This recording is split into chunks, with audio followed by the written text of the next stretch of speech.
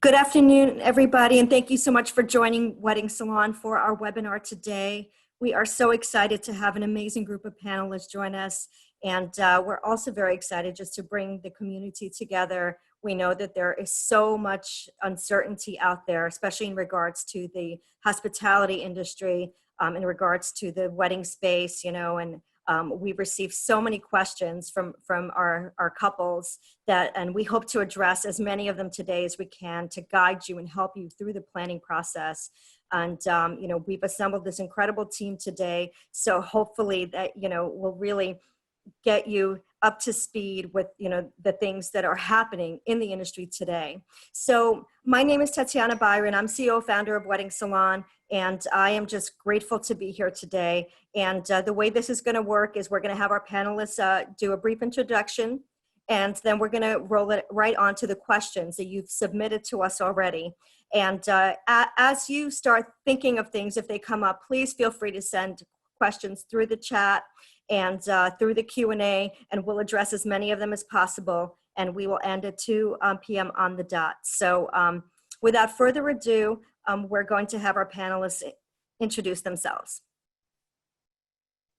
Hello, everyone. So first of all, congratulations on your engagement. My name is Agathe, and I am actually the Director of Sales of B Signature Hotels and Resorts, which is a French family group. One of the hotels I want to talk to you about today is the Manapani Hotel, which is located in Saint-Barth, which is a dream destination for weddings, right? To get to Saint-Barth from the US, it's actually pretty easy. You have to go either through San Juan or through San Martin, and then from then it's between 40 and 15 minutes flights, so quite easy. But yet, no direct flights, so it makes the destination pretty exclusive and not too crowded. The Manapani, so to tell you just quickly a bit more about the property itself, it's a boutique hotel, 43 bedrooms, which are all facing the ocean, and that is located on a private beach. So you can start dreaming about your private ceremony on the beach of the hotel. We offer buyout options for wedding, and we can organize events and of course, so wedding up to 150 guests seated. The number can increase if we're talking about, for instance, something more casual like a barbecue on the beach, and then we basically have no limit as we have the entire beach to ourselves. We organize many weddings at the hotel, especially during Saint-Barth low season where the rates might be more attractive, which is at the end of April, May, June, but also mid-July and November. You can count on our experienced team to help you organize your dream wedding.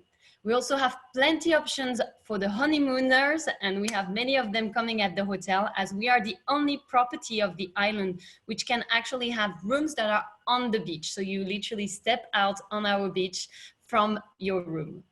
So I'm happy to answer to all of your questions. Again, congratulations. I'm very excited to be part of that webinar today.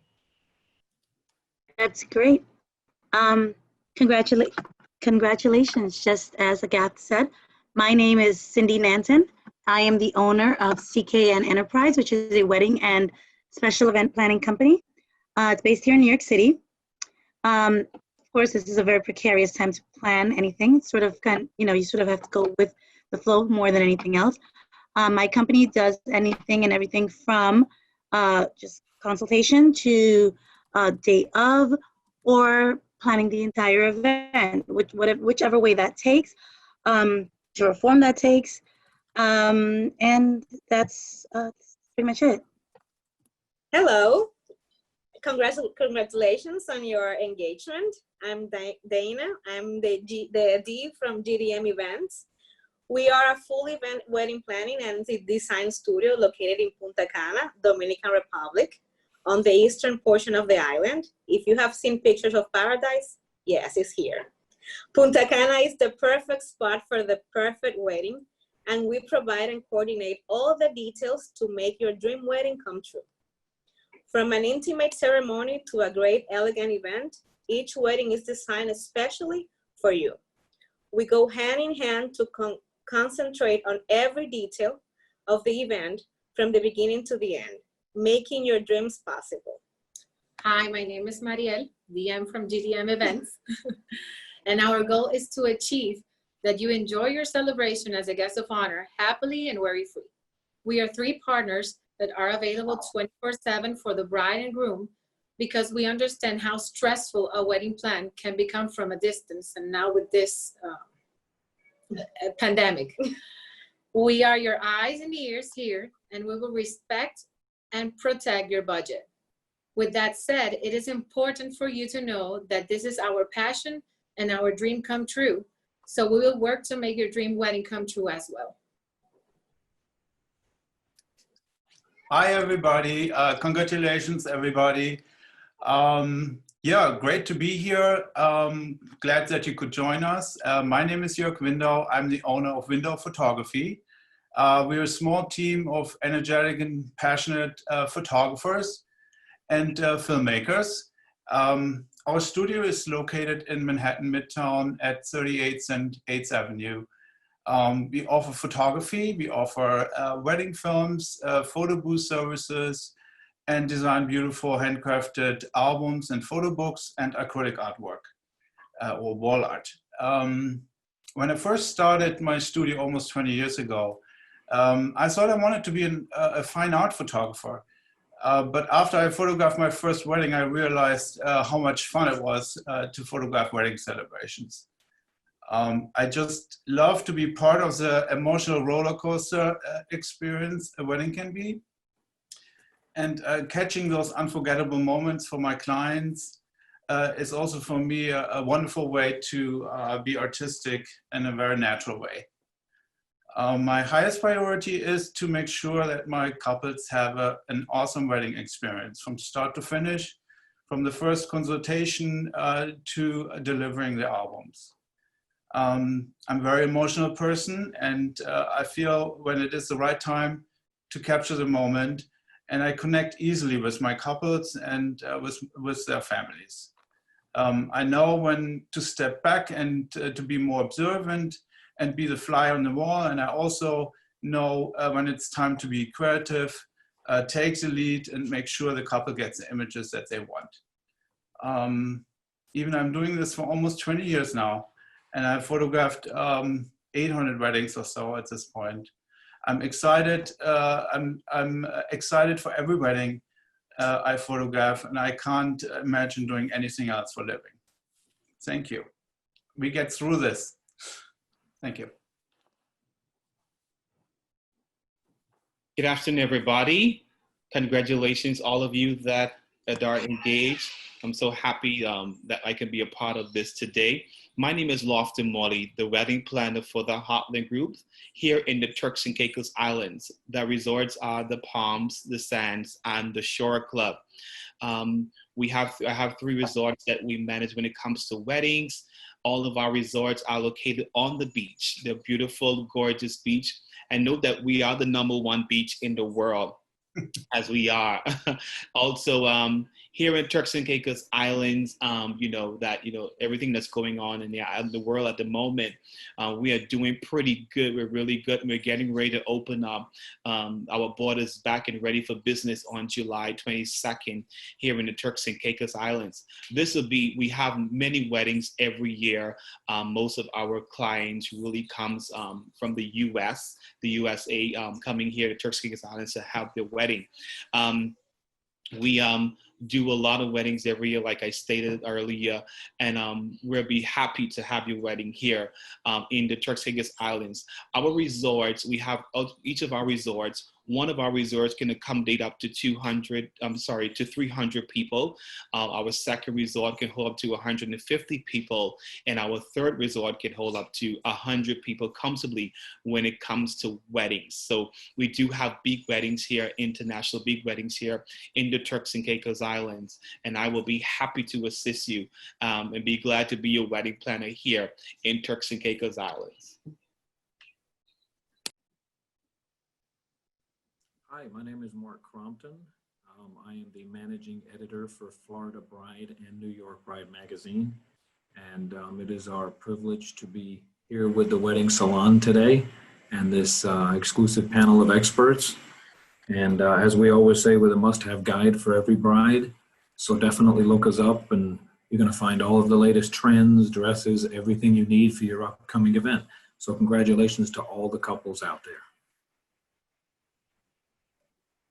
Hello, I'm Teresa from Honeymoon Islands. I am a honeymoon planner and I own a company that specializes in booking honeymoons and destination weddings. We've been in business for 23 years and I have crafted and designed many honeymoons over the years, and what I've done, I've spent 40 years of my life traveling the world in search of the most romantic property around planet Earth.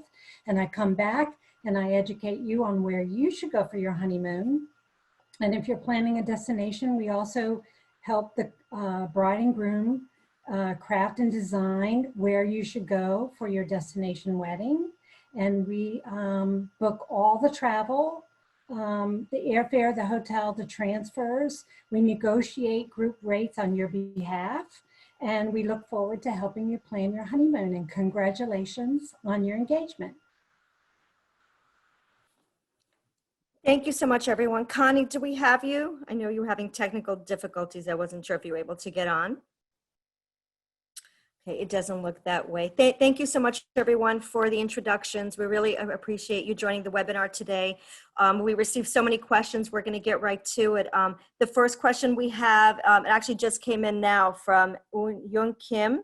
The question is, what do we do when we want to have any kind of food display during cocktail hour? I'm going to pass that to Agatha. Well, how are you guys handling that at the Manapani?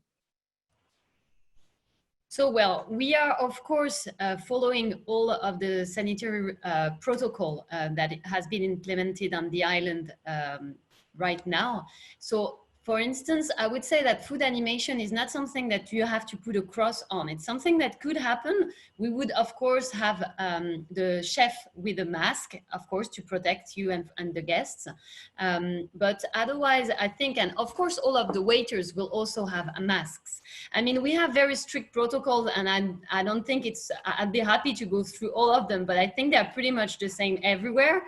The idea is just for you to feel safe once you arrive on the island, and that's something St. Bart was really keen on. So you will have, actually, all of the guests coming on the island will have to provide a negative COVID test that will have been taken 3 days prior the arrival. And if the guests do not manage to do it prior the arrival, they have to do it within 24 hours when they arrive on the island. So this is, you have to keep in mind that in St. Bart's, there has been no cases of COVID. It has been over since mid-April. So the island is 100% safe. And actually, the life has kind of returned to normal. The island is fully reopening, has fully reopened actually yesterday. So tourists can come. The Hotel Manapani itself is reopening on July 8th.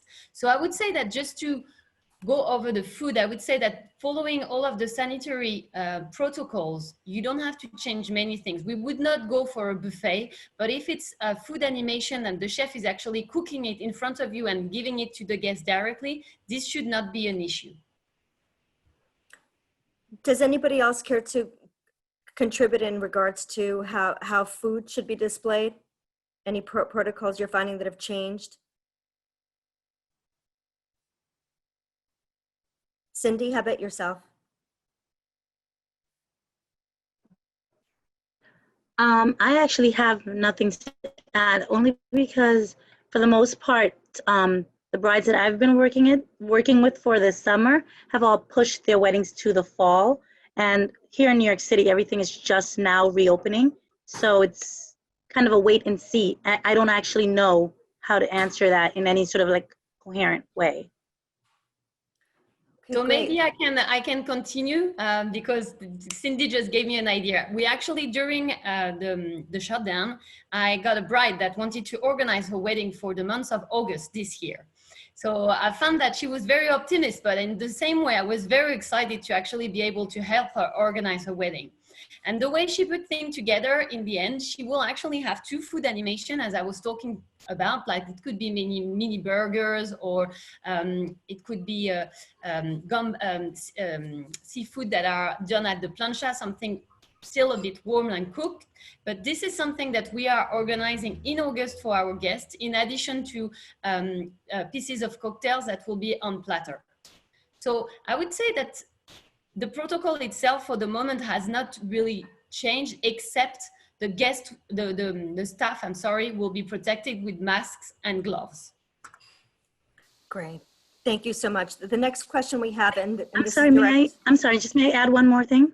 Yes, please, I? absolutely. Sure. Of course. See, with the issue that we're having is that while they're just like with typical things with weddings where the bride and groom wants one thing and the family or the guests tend to be the bigger concern, we have issues like that. I have one wedding that was actually supposed to happen in March, and then it got moved to July, and now it's moved to September.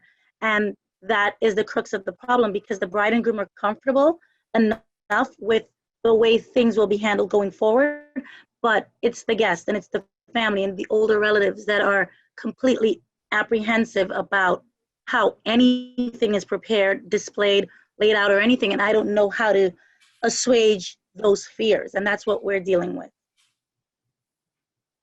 So and as New York City being what it is with respect to the pandemic, it's pretty much a tremendous uphill battle going forward. I think I'm going to chime in on that. I think as far as New York City is concerned, there are definitely a lot of challenges with reopening, and you know, a lot of the companies and hotels and vendors that we've spoken to, they're all trying to come up with very strict protocols. But at the end of the day, when we discuss postponement, you know, it definitely makes sense to think about postponing if there are no really clear guidelines of what couples can expect. Now, the next question that just came in is actually for Teresa, and that is, how should couples approach destination wedding and honeymoon planning now to keep their guests safe? Well, first thing I would say, don't live in fear. That's number one suggestion. Move forward with our new normal with caution. And the smaller the wedding, the better. And that is traditionally in a destination wedding anyway. A lot of people don't have large destination weddings because when it comes time to putting down money and commit to it, you'll find less of your friends will do that, more so your family. You just have to follow protocol, wear a mask on the aircraft. And most hoteliers in the islands and in Europe are setting up 6 feet. They're doing social distancing. And what's popular now is renting a home, which we have here, or renting a villa within a hotel, as opposed to a large resort that's got 500 rooms. I think you need to step forward with courage and not let fear get the best of you, and social distance the best as you can. And a lot of hoteliers around the world are foregoing the buffet. You're not going to see self-serve buffet anymore, at least for the time being. Everything is going to be served by a server who will be wearing a mask. The bride and groom and the guests of the hotels are not required to wear a mask on property, but you will need to social distance. And the best way to do that is to have your destination wedding or your honeymoon at a smaller boutique property or a villa within a hotel, or rent a home.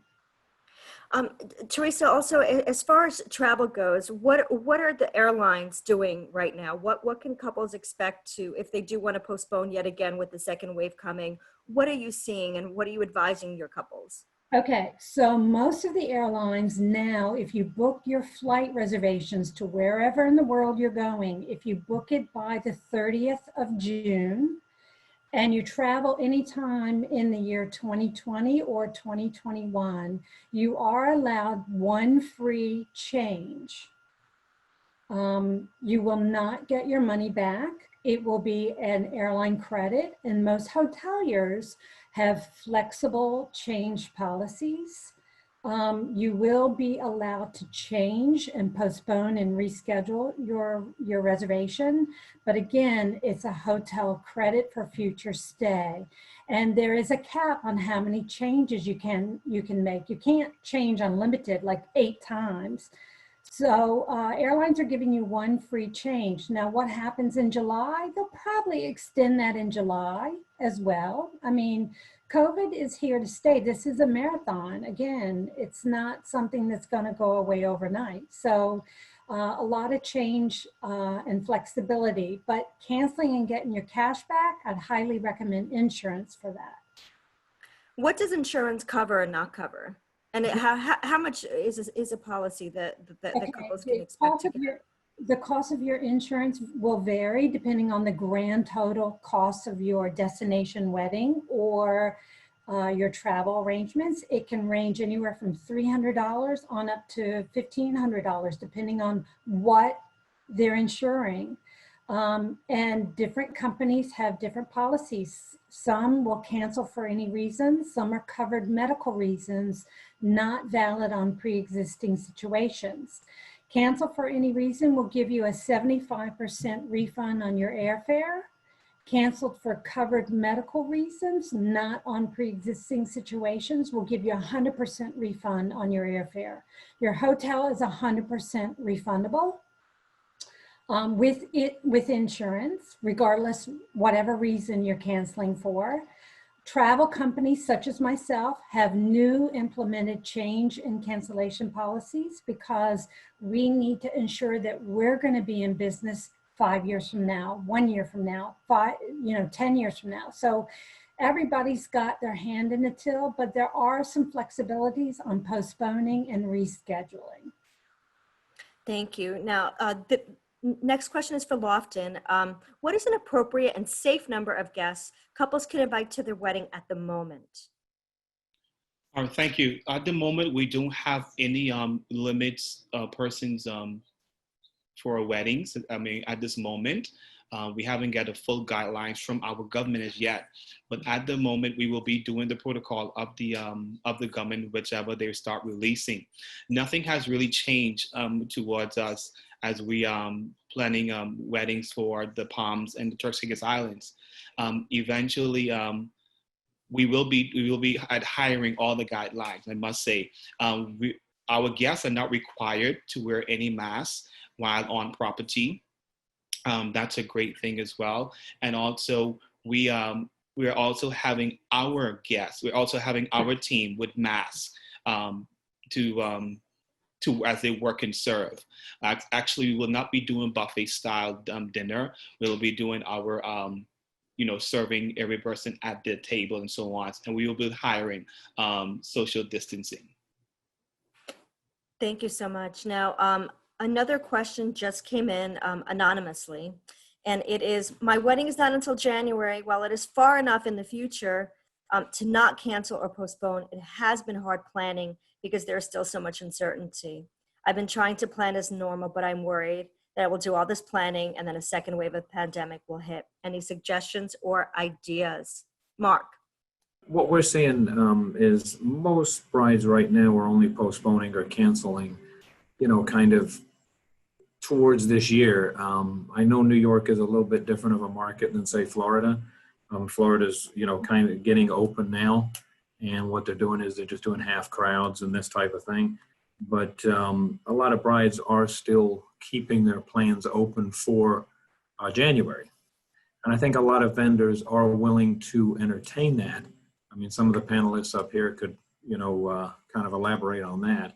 I think if a wedding is in January, this bride seems to be having trouble with actually speaking to the vendors and them, being overly cautious and not necessarily willing to book, as far as that. But I think January right now, as everything stands, I don't think brides should be really, considering postponing. I think they should be moving ahead with their plans, that later on to the beginning of the year. But if they're in the fall, you recommend postponement? We don't ever really recommend postponing because it depends, because a lot of vendors out there are accommodating. Photographers, I know Jorg, is saying things that they're taking precautions. A lot of photographers are taking precautions. We're seeing a lot of creative style weddings right now. We just had one that we filmed that was the bride actually wore a mask that matched the exact fabric of her wedding gown, and the groom fashioned a mask that was matching his vest and the colors of the wedding. And we even had one bride who had her girls had the florist make a mask, which was kind of unusual. So it was flower masks that they were wearing. So, and they got a little creative. And then what the photographers did is they had the masks on for all the group shots and this type of thing. And then went off and took the bride and groom into kind of an isolated location so they could, potentially remove masks to get those intimate bride and groom shots. And a lot of the venues, like you said, are doing that isolation. They're following the guidelines. So I think it is possible to still do all this creative work and creativeness. The next issue that comes out, we're going to be kind of focusing on what a lot of these brides and grooms did to be creative during this pandemic. Thank you so much. And I just want to touch upon, over the past few webinars that we've had incredible companies share their best practice. And one of the themes that came up is, if you can postpone, then do postpone. Because if you're worried about, having people on the dance floor, if you're worried about, grandparents trying to travel, if you're worried about, kissing and hugging your guests, and if you're worried about, incorporating certain traditions that you normally have, like in a Jewish wedding or horror, and everybody dancing and hugging and sweating all over each other. I mean, right. Those are serious considerations. And so, but as Mark said, you also do have to, every venue is different and every state is different. So you have to look at, what are the CDC guidelines within your state, and are they allowing gatherings, and what is happening? And also with the second wave, there's that big unknown. So certain, states that were opening might potentially close or might limit gatherings. So they might not close, but they might limit gatherings, so you might not be able to have more than 25 people if you're getting married in your local state, and then they do this. So and what a lot of bride and grooms are doing is, if the guests, they're limiting the guests to the immediate family, that they can kind of control the crowd. And then they are doing, they are sort of broadcasting it digitally and, those type of things. So that way guests who don't feel comfortable, because what bride and grooms have to remember too is, just because you are going ahead with your plans of your wedding, some of your guests, you have to understand if guests aren't comfortable coming to that gathering. But there are ways to do it where you can Zoom them in and, do some conferences. We've done some ceremonies where the bride and groom had the grandparents and the parents on a FaceTime or a video conference, even on a Facebook, and they watched the whole ceremony, and they were part of the ceremony, saying things. And one of the mothers even did a speech, live on that FaceTime, to her daughter, and her new son-in-law. So they were uncomfortable. They had pre-existing conditions. They did not want to attend. However, they still made the whole event work. Right. And so next question we have is to Jorge. What are some of the wedding photography trends that are emerging due to COVID-19? Yeah, I have to admit, I haven't shot a wedding yet. I'm just collecting ideas from other people, and well, I'm definitely, I think the couple is usually pretty safe. The pictures with a couple I'm not really concerned about. I don't have to really get too close to my clients. I will always keep my distance. I will have a mask. If I photograph, for example, details, I will have a glove on.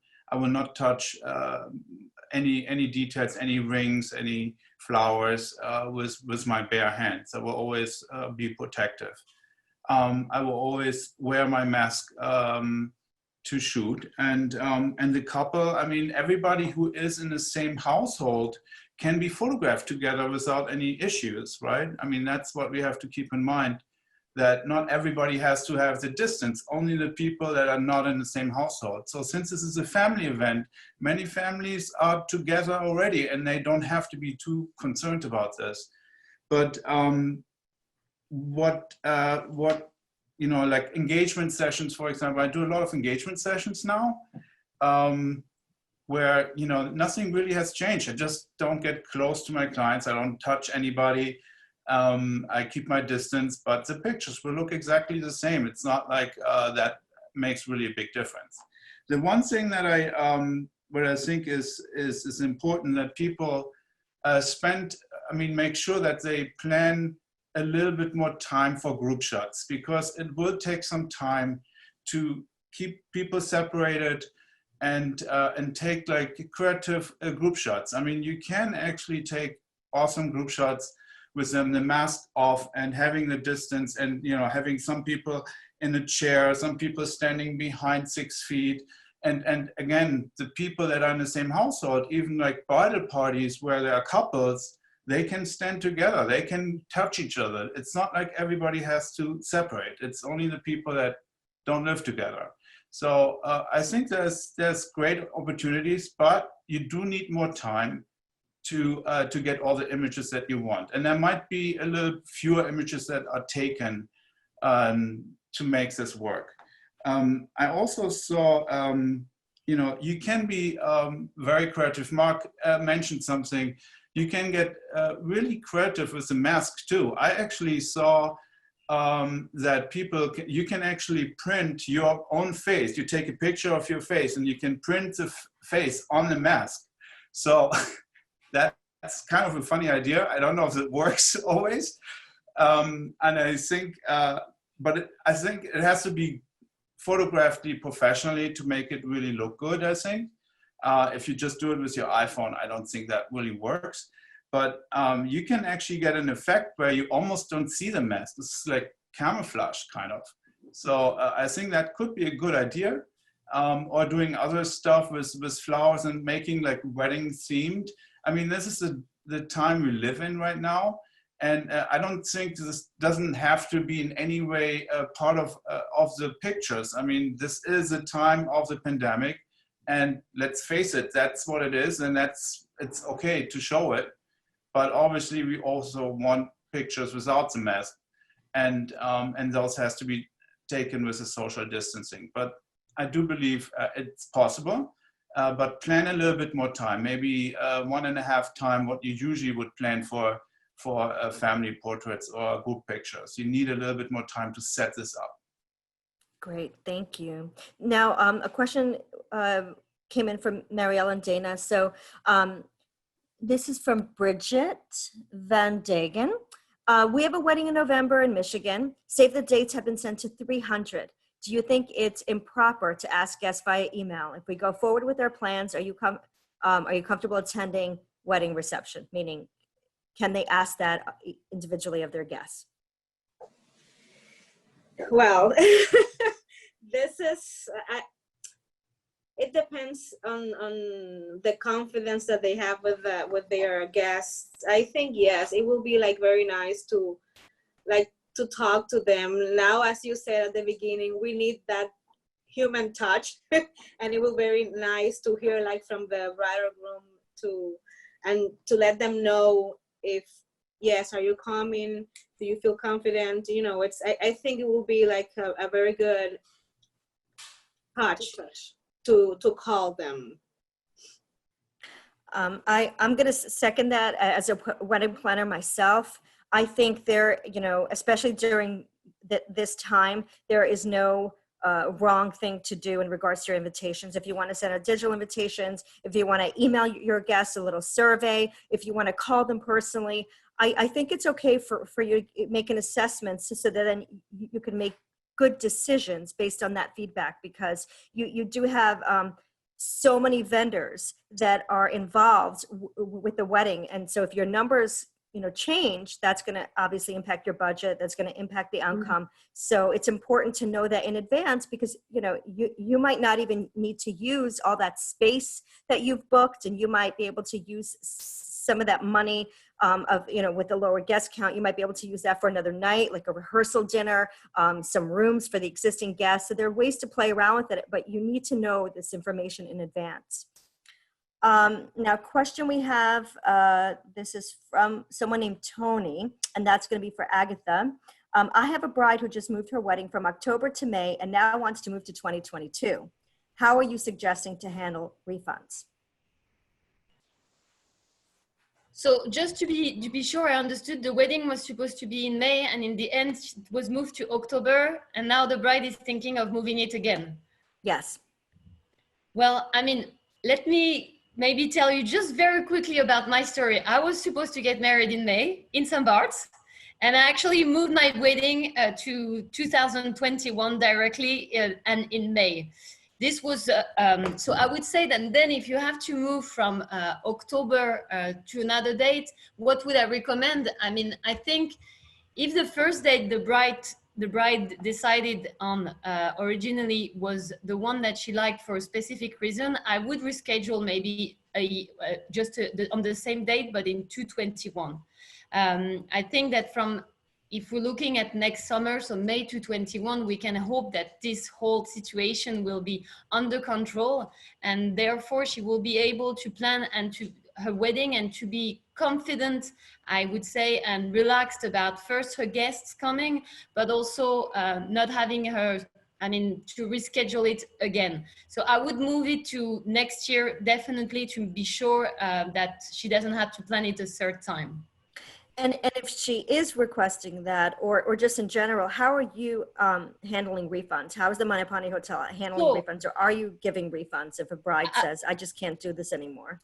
Of course, no, I understand. So what we usually do, at least at the Manapani Hotel, is that once the event is confirmed, we are giving a little time for the guests to kind of change, especially for events that are taking place, being confirmed now. We are giving the guests usually a month or two to cancel, because we know that the situation is pretty hard to handle. And what we're doing after that is that the bride can then, and the groom, of course, can then postpone the event as many times as they want during a year and a half. The idea is to give them enough time to find the date that they really want the wedding to take place on. Normally, we don't really do any refund, but I would not say never, because through all of the weddings that we actually had planned during the shutdown, they were all rescheduled for the next year.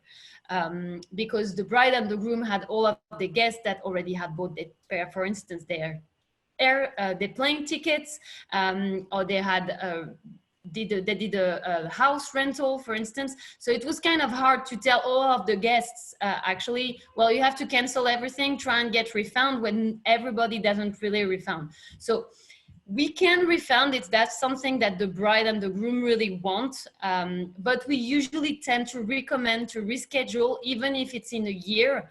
I think you are not going to cancel completely your wedding. Your dream wedding was to have a destination wedding in a magical place. So I think you should stick to this idea and be confident in the future, even though I understand that right now the situation can be a bit concerning. So next question is for Cindy. How can couples retain traditional elements of a wedding, i.e. catering, dance floors, while also allowing their guests to feel safe? Well, we were talking about that maybe people, bride and grooms want to integrate the traditional things, but there are so many ways to do creative things, new things, that doesn't have exactly to be like gathering all together as we normally did. So we can do some creative things like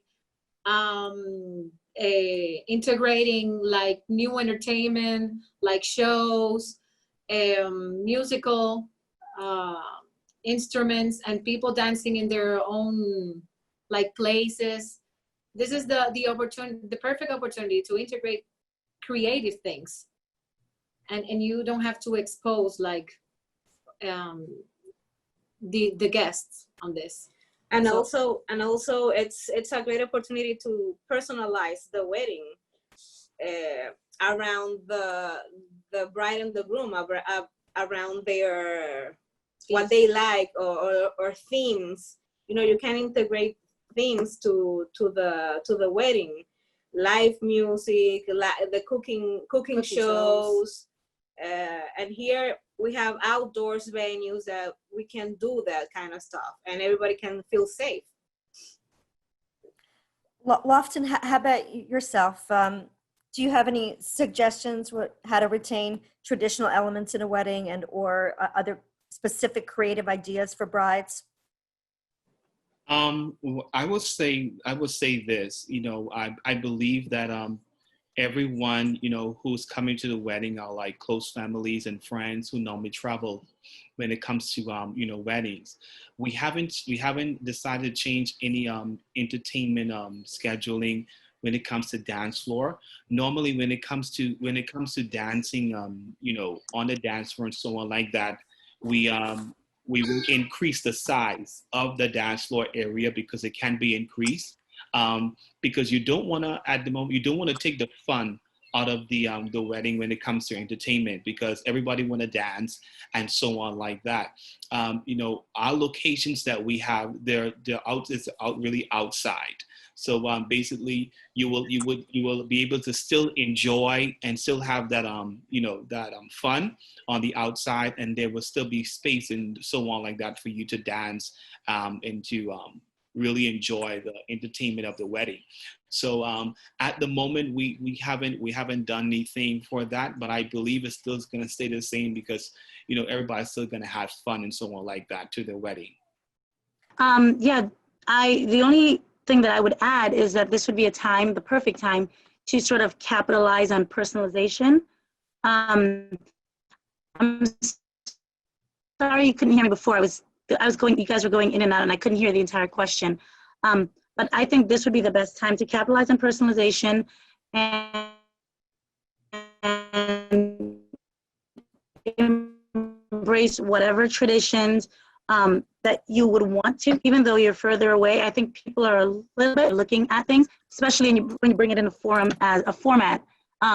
Maybe not necessarily this, because I'm sort of glitchy today, but where they have to sort of be away from each other and they're only able to communicate virtually or some other distant way, or even in smaller numbers. Like, I think the smaller or the more distant you are, somehow you're able to embrace personalization a bit more. And I think this probably is the best time to capitalize on that. You would have to sort of please, I wouldn't say we wouldn't have to please across in smaller doses. That's just my take on it anyway.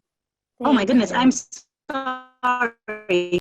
Okay. So we have a question for Agatha. This is coming from Bridget, and she was saying, how are you managing reception table seating? Are you doing just groups of 6, groups of 10, groups of 12? What is that new social distancing normal in regards to a seated plated dinner? What does that look like for you?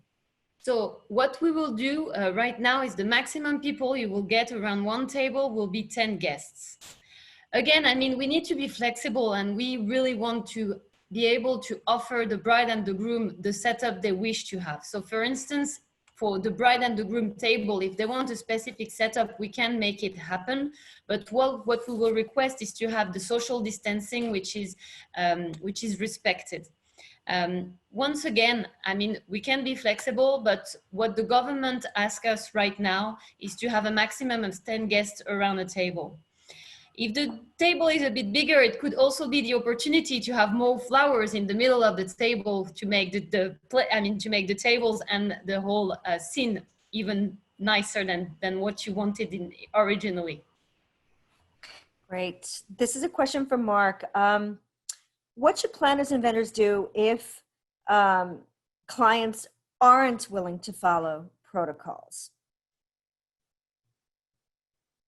You can just unmute yourself. They aren't willing to follow protocols. Yes. We've had some brides that have just, it's an extremely difficult question, because you may get people who say they're willing to follow protocols and then they show up and it's a party. So they're not necessarily going to follow the protocols. I think the brides and grooms have to be pretty stringent on that. It's the same thing we had to deal with when we had to have the protocols where we were going through that wave of brides not wanting their weddings on social media, and they had to be adamant and put those signs everywhere to remind people. And we have seen a lot of weddings now where they're actually putting these signs up and social distancing. And we've had instances where the favors are masks. And right when they show up at the ceremony, they're handing masks to people who just don't have them. So they are tending to follow the protocol. As far as when you get into the venues, I think they're going to follow the protocol because the venues are, you know, adhering to that.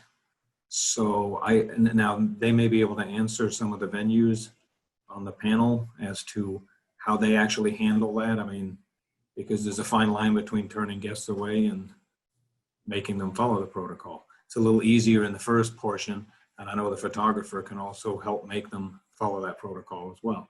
But once they get into the venue, that part I really can't answer. It's going to be based on the venue, the location, and what their protocol and what that city's protocols are.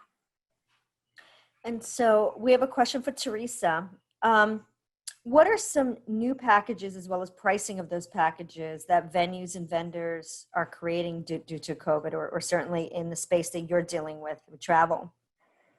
Well, a lot. That's a good question. There is around the world, there is a promotion called Plan Now, Travel Later. And if you plan now between now and the 30th of September and you travel later, anytime from August of this year all the way through December of 2021, you can save on your honeymoon or destination wedding. A lot of hoteliers and airlines around the world are discounting everything if you plan now and travel later. And the discounts can be anywhere from 30 to 65% off. The key is to plan when everybody's living in fear and there's the question mark of, oh my God, what are we going to do? We're in a pandemic. That's the key.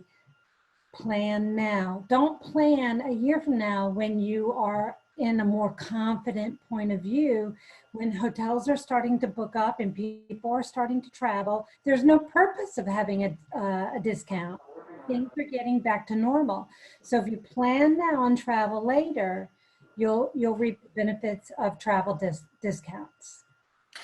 Teresa, what are some of those popular destinations, you know, when you're getting calls now and they're either booking or rescheduling, what are some places that you feel comfortable booking couples to? I feel comfortable sending people to Europe, although yesterday it made news that the EU might consider not allowing Americans, because guess what? We are the problem child of the world right now. But I do feel confident in sending people to Mexico, St. Bart, Turks and Caicos, St. Lucia, Antigua, Jamaica. All of those destinations are open for business right now. And as the months continue, more and more islands in the tropics will become online. Tahiti, French Polynesia, and Fiji will be opening their borders to international travel starting the 15th of July. So that's something you can consider. So as time goes on, the world will open up, but again, they are rethinking, should they allow Americans in their country? Because we would be bringing COVID to them, basically. But Americans bring a lot of tourist dollars, so they will be, I mean, it's a lose-lose situation or a win-win situation if they open their borders. So it's a tough place to be in, but again, more and more countries around the world are opening borders. Greece right now is COVID-free and they don't require any quarantine. So Italy is opening starting the 15th of July. Ireland, Europe is really, really a good place to go, as well as the tropics. So to that point, Teresa, when you're booking something for a couple, or you look to book something for a couple, what are the key things now during COVID, during pandemic, are you looking for that hotel to have or not have? And how are you getting that information?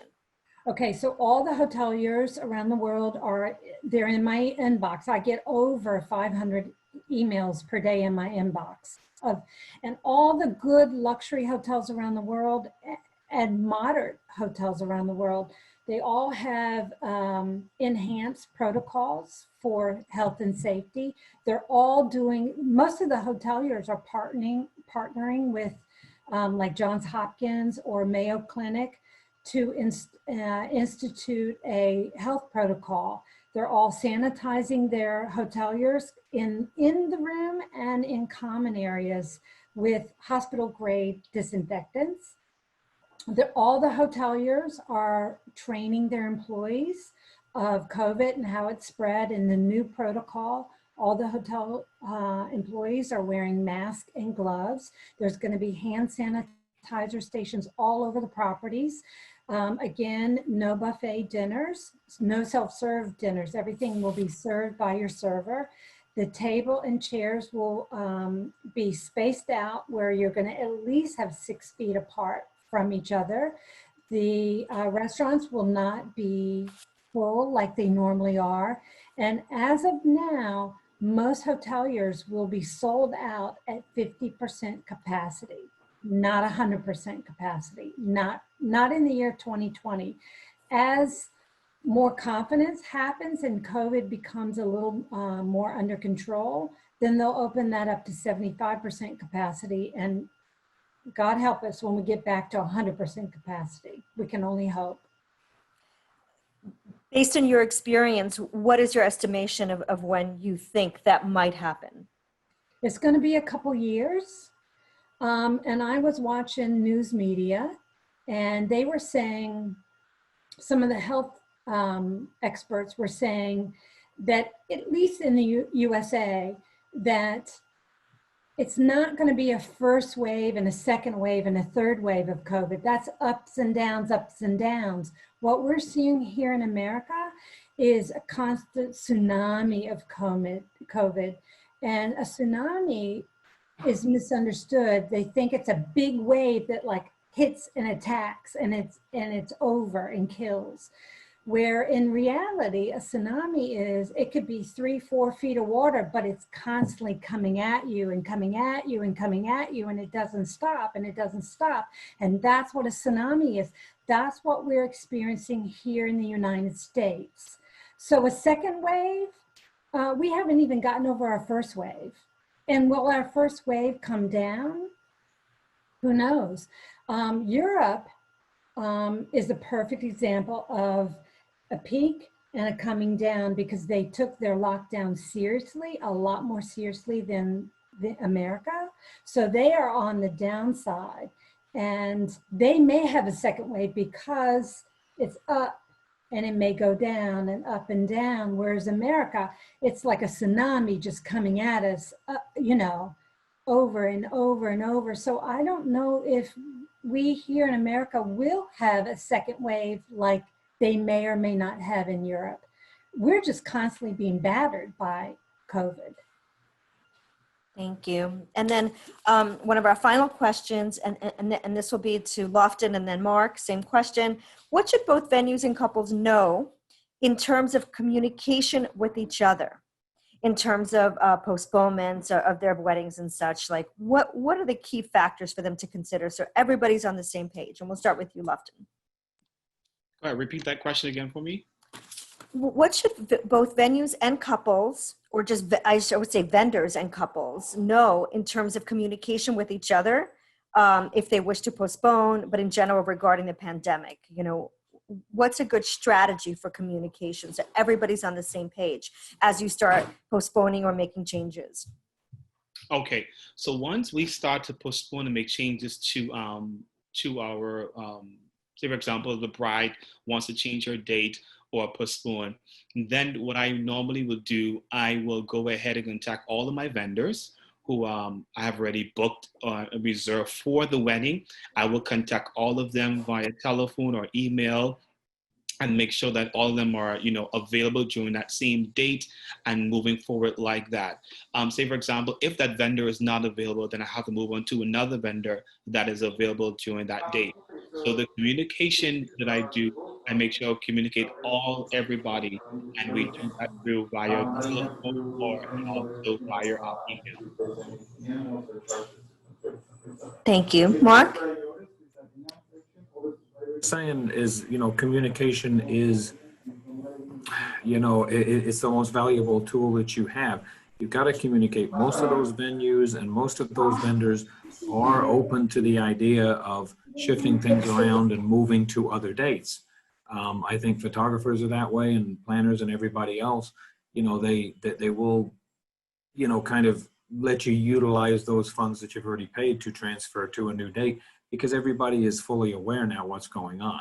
It's not like you're just canceling your wedding for no reason, so you can reschedule and move it to other dates. And I think everybody agree with that.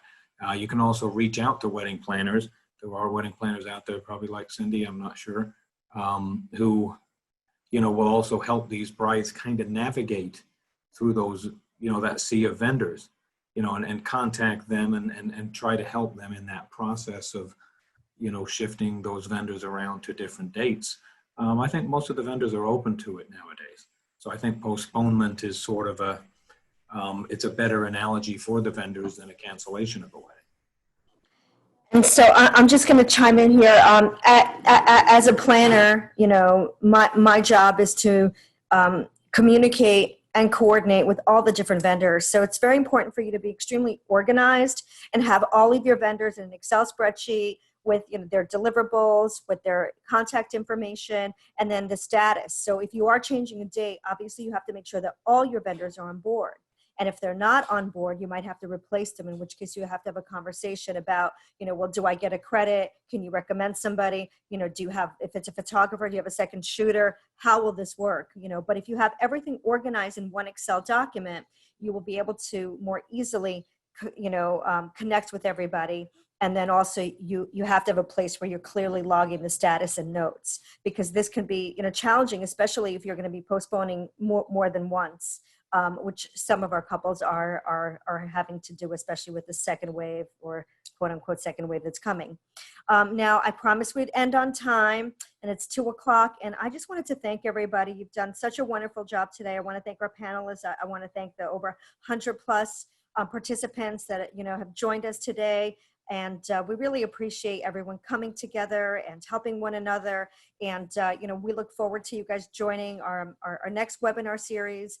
And thank you again to our amazing panelists. Job well done. Thank you, everybody. Have a wonderful, wonderful day.